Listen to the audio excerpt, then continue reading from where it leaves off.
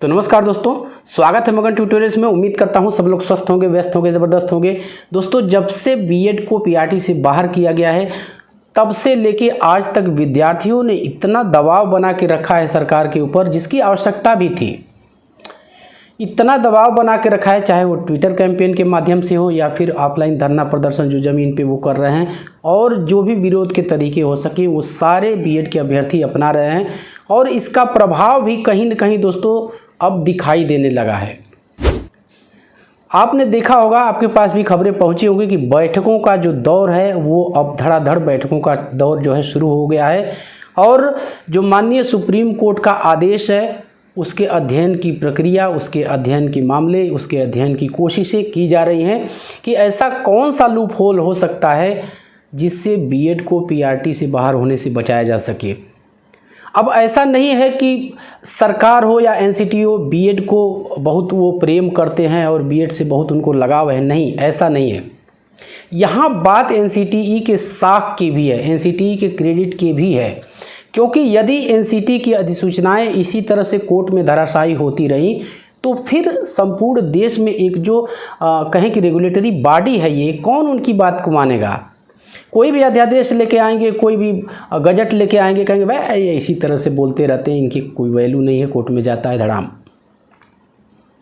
तो इनकी क्रेडिट की भी बात है, इनकी साख की भी बात है, इनकी विश्वसनीयता की बात है। और हम लोग थोड़े फकड़ टाइप के आदमी हैं, सीधे साधे आदमी हैं, तो हम सीधे कहें कि ये बात सीधे सरकार और एनसीटी की इज्जत पे आके टिकी हुई है। और बैठकों का, जैसा कि मैंने आपको कहा कि बैठकों का दौर शुरू हो चुका है। जो माननीय सुप्रीम कोर्ट का आर्डर है वो कहीं न कहीं उसका अध्ययन हो रहा है और जल्दी ही आपको कुछ ऐसा देखने के लिए मिलेगा कि रिव्यू पिटीशन भी डाली जाएगी। और ये मामला कहीं न कहीं अब एक तरह से राजनीतिक रंग भी लेने लगा है। और ये मैंने आपको कहा था कि ये अब नेशनल मीडिया पे भी, नेशनल टीवी पे भी ये मामले आ चुके हैं। तो अब इतने बड़े प्लेटफॉर्म पे जब ये मामला चलने लगा तो कहीं न कहीं सरकार की किरकिरी होगी, एनसीटी की भी किरकिरी होगी, मतलब घोर बेइज्जती होगी। और सरकार हो या एनसीटी हो, देखिए यहाँ पे एनसीटी का रोल अब भी बहुत महत्वपूर्ण है। और अब धीरे धीरे ये बातें छन छन के आने लगी। बैठक में क्या हुआ मैं भी वो आपको बताने की कोशिश करूँगा। हालांकि अभी तक कोई आधिकारिक स्टेटमेंट जारी नहीं हुआ, इसलिए हम आपको नहीं कह सकते, लेकिन कुछ चीज़ें तो ऐसी हैं जो हम आपको बता सकते हैं। जैसे आपको एक डेडलाइन मिल सकती है, ऐसी संभावना है कि एक बॉर्डर खींचा जा सकता है कि 11 अगस्त 2023 से पहले का जो बीएड है वो वैलिड रहेगा, इसके बाद का जो बीएड होगा तो वो शायद वैलिड न रहे। इस तरह की कोई डेडलाइन वाली बात आ चुकी है। और एक चीज़ और कहना चाहूँगा कि चाहे माननीय सुप्रीम कोर्ट हो या फिर एनसीटीई हो, दोनों ने ही एक पॉइंट पे राजस्थान को कटघरे में खड़ा किया था। आप लोग जानते हैं, यदि आर्डर आप लोगों ने देखा होगा तो ये बात रेखांकित किया हुआ, इसीलिए ये संभावना बन रही है कि एक डेडलाइन, एक बॉर्डर लाइन हो जाए। अगर ऐसा हो जाता है कि जब माननीय सुप्रीम कोर्ट का फैसला आया है उसके पहले के बीएड एलिजिबल रहेंगे, बाद के बीएड एलिजिबल नहीं रहेंगे, तो भी सहमति बनने की बहुत संभावना है। क्योंकि जो अभी के बच्चे हैं वो आईटीईपी प्रोग्राम में दाखिला ले सकते हैं, या 2 वर्षीय बीएड का भी जल्दी ही आपको पाठ्यक्रम देखने के लिए मिल जाएगा, जो पूरी तरह से 1 to 5 पीआरटी के लिए पढ़ाने के लिए डिजाइन होगा। और न सिर्फ पीआरटी के लिए, 1 से लेकर 12 तक की कक्षाओं को पढ़ाने के लिए वो पूरी तरह से डिजाइन होगा। तो सरकार की बात को यदि अलग भी रखें तो एनसीटीई ने भी कहना शुरू कर दिया है, जैसा कि माननीय सुप्रीम कोर्ट ने कहा था, आप लोगों को पता होगा कि जब तक 28 जून 2018 की अधिसूचना प्रभावी थी उस अवधि में कम से कम राजस्थान सरकार को भी बीएड के अभ्यर्थियों के आवेदन लेने चाहिए थे, लेकिन राजस्थान सरकार ने ऐसा नहीं किया। और इन बातों को यदि हम पकड़ के चलें, इन बातों को यदि हम एनालाइज करें, एक तटस्थ होकर एनालाइज करें, तो कहीं न कहीं ये उसी दिशा में संकेत कर रहा है कि जब तक एनसीटीई की अधिसूचना प्रभावी थी और उस अवधि में भी राजस्थान सरकार द्वारा आवेदन न लिया जाना बीएड के अभ्यर्थियों से कहीं न कहीं गलत था। इस बात को माननीय सुप्रीम कोर्ट ने भी रेखांकित किया है और जो अभी कल ही संपन्न हुई है मीटिंग एनसीटीई की, उसमें भी ये चीज़ें उभर के आई कि जब तक अधिसूचना आप लोग जानते हैं कि उत्तर प्रदेश में विधिवत वैकेंसी हो चुकी है, 69,000 जो शिक्षक भर्ती है वो हो चुकी है, बच्चे अपनी सेवाएं दे रहे हैं टीचर बन के।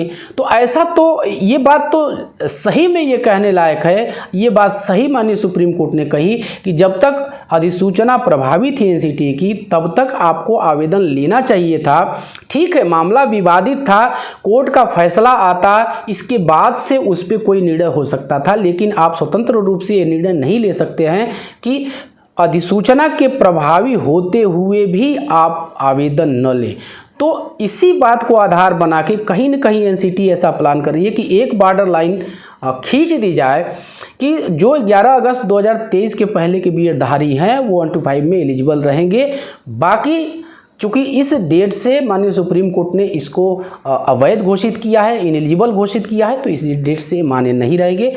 तो मैं समझता हूँ कि इस पे जो छात्र संगठन है इस पे हमारी सहमति बन सकती है कि ठीक है, पहले वालों को आप एलिजिबल कर दीजिए और फिर बाद वाले अपना देखेंगे, चाहे वो ITEP में जाएंगे या फिर 2 वर्षीय बीएड का जो पाठ्यक्रम अभी एनसीटीई ने हाल ही में अनाउंस किया है कि वो 2 वर्षीय पाठ्यक्रम भी एक ग्रेजुएशन के बाद बीएड का लाने जा रहे हैं, जिसको करने के बाद PRT में कैंडिडेट एलिजिबल रहेगा, बल्कि PRT ही ना सही हम कहें इसको 1 to 12 तक वो एलिजिबल रहेगा। तो यदि ऐसा होता है तो बहुत अच्छी चीज़ है और ये होना चाहिए, क्योंकि ये बात सही है कि बीएड के बच्चों ने सिर्फ और सिर्फ एनसीटीई की अधिसूचना जो 2018 है उसी को देकर के उन्होंने बीएड किया था। और कौन नहीं, मैं ही होता और मुझे से ये कहा जाए कि भाई आप आ जाओ दिल्ली तक, दोनों हाथों में लड्डू दिए जाएंगे, तो क्यों ना मैं दिल्ली पहुंचूं, मैं क्यों उल्टा बेंगलोर जाऊं।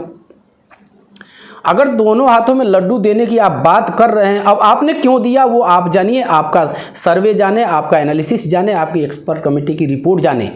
हमको तो कहा, हम तो भाई सामान्य हैं, सामान्य मनुष्य हैं, सामान्य भारत की एक नागरिक हैं। हमको कहा गया सरकार के हवाले से एनसीटीई की तरफ से, हमने गया, हम जाकर हमने बीएड कर लिया कि हमको PRT में भी मौका मिलेगा। और जिस तरह से आप बहुत बड़ी बड़ी वैकेंसियाँ TGT PGT में आ रही हैं, आप लोग सारा खेल आप लोग को पता है।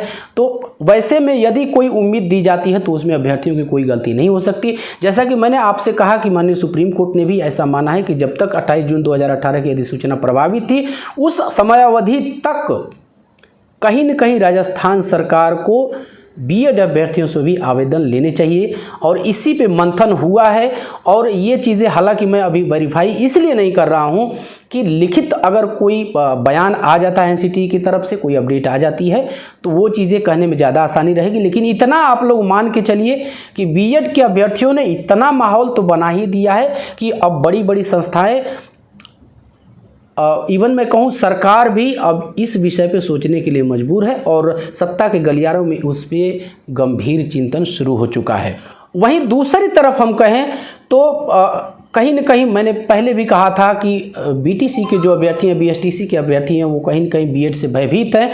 और मैं अब इस चीज़ को थोड़ा सा बल दे के कहना चाह रहा हूँ, क्योंकि मेरे हाथ अचानक उनका एक लेटर जो BSTC संघर्ष समिति है उसका लेटर मेरे हाथ लगा और उसमें बाकायदा ऐसी रिक्वेस्ट की गई थी भारत सरकार और शिक्षा मंत्रालय से कि आप सुप्रीम कोर्ट न जाइए। अब ये बताइए भला ये कौन करता है? कोई भी, चाहे आप डिस्ट्रिक्ट सेशन कोर्ट को ही ले लीजिए, हाई कोर्ट को ले लीजिए, सुप्रीम कोर्ट को ले लीजिए, वो खुद समय देते हैं कि आप अपील करने के लिए आपको समय दिया जाता है। आप ऐसा इसमें मेंशन कीजिए कि इस फैसले के खिलाफ आप अपील करेंगे या नहीं करेंगे। वो खुद कहता है कि यदि आपकी इच्छा, आप इस फैसले से संतुष्ट नहीं है तो आपको अपील करने का मौलिक अधिकार है, जो कि हमारे संविधान ने दिया है। और दूसरी तरफ BSTC के छात्र, मतलब हम इस पे कौन सा शब्द प्रयोग कर सकते हैं? यदि वो भयभीत नहीं है, ठीक है, राजस्थान हाई कोर्ट ने आपके पक्ष में फैसला दे दिया, आप ये क्यों रिक्वेस्ट कर रहे हैं कि आप इस तरह का लेटर आप जारी कर रहे हैं, लेटर भेज रहे हैं और उसको बाकायदा सोशल मीडिया पे, चलिए आपने भेज दिया, किसी को पता चलता किसी को नहीं चलता, लेकिन इस तरह का आप सोशल मीडिया पे उसको शेयर भी कर रहे हैं कि हमने इस तरह की रिक्वेस्ट शिक्षा मंत्रालय भारत सरकार से एनसीटीई से किया था कि आप सुप्रीम कोर्ट न जाएं। ये कोई नहीं कहता है। तो कहीं ना कहीं भय है, लेकिन मैं आप लोग से एक आज रिक्वेस्ट ज़रूर करूँगा अपनी तरफ से, और रिक्वेस्ट वही कि आप लोग मेरे भाई दोनों एक ही घर के भाई हो। आप लोगों ने देखा होगा, आपके साथ भी होगा, हमारे साथ भी है, सारी चीज़ें हम जानते हैं। एक ही घर में बीएड किया हुआ अभ्यर्थी भी है और बीएसटीसी किया हुआ भी अभ्यर्थी है। दोनों भाई बहन हो सकते हैं या चचेरे भाई बहन, लेकिन पड़ोसी हो सकता है। लेकिन क्या आपको ऑफलाइन उस तरह की कटुता है उससे? आप खुल के खेलिए, खुला कंपटीशन होने दीजिए। जो योग्य रहेगा, जो आप लोग कहते हैं ना, माने सुप्रीम कोर्ट ने भी ऐसा माना, आप लोग भी कहते हैं कि हम बीएड से ज़्यादा योग्य है पीआरटी के मामले में, तो फिर होने दीजिए खुला कंपटीशन। इस तरह का लेटर जारी करने का क्या मतलब है? आप लोग मुझे ट्रोल करते हो। देखिए, यदि आपके संबंध में कोई अपडेट निकल के आती है, जिस दिन फैसला आया था उस दिन मैंने तुरंत वीडियो बनाई, हालांकि आउट ऑफ स्टेशन था, लेकिन मैंने कहा कि बीएड के अभ्यर्थी जीत गए हैं, बहुत बहुत मैंने आपको बधाई भी दिया। लेकिन जिस तरह की चीज़ें होनी चाहिए, एक खुला कंपटीशन होना चाहिए, उसमें दोनों का फायदा है। और सबसे बड़ी बात कि जो माने सुप्रीम कोर्ट भी कहती है कि बच्चों को योग्य से योग्य शिक्षक मिले, तो होने दीजिए खुला कंपटीशन, पता चल जाएगा कौन कितने पानी में। इस तरह का लेटर का क्या मतलब है?